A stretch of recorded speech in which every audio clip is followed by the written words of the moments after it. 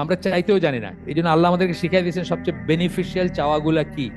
এই যে রব্বানা আতিনা ফিদ দুনিয়া হাসানাহ, তাও গতদিন পড়লাম, সবচেয়ে বেনিফিশিয়াল দোয়ার একটা। ربنا آتنا في الدنيا حسنة وفي الآخرة حسنة وقنا عذاب النار। দোয়া শিখাই দিচ্ছেন আল্লাহ।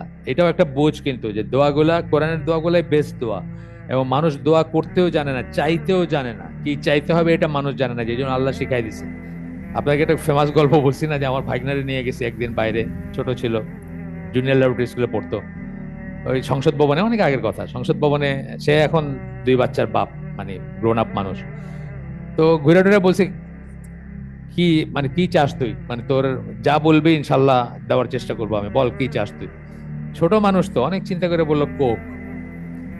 অনেক কিছু চাইতে পারতো, তাই না? মানে এখন তার ছোট ব্রেনে এর চেয়ে বেটার কোনো সাজেশন আসে না, এবং এটা স্বাভাবিক।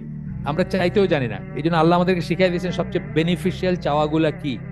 কোরআনে কিন্তু অনেক জায়গায় বলে দিচ্ছেন, তাই না? এই যে রব্বানা আতিনা ফিদ দুনিয়া হাসানাহ, তাও গতদিন পড়লাম, সবচেয়ে বেনিফিশিয়াল দোয়ার একটা।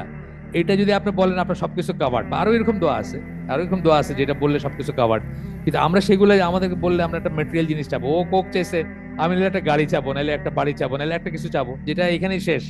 হয়তো আমি ওইটাতে ঢুকতেও পারবো না। যে বাড়িটা আমি চাইতেছি আল্লাহর কাছে, সেটা মেটেরিয়ালাইজ হওয়ার আগে তো আমি কবরে। কিন্তু আমি ওইটা চাইতেছি, কিন্তু আমার অনন্তকালের জন্য যেটা দরকার সেটা আমি চাইতেছি না, চাইতেও জানে না মানুষ।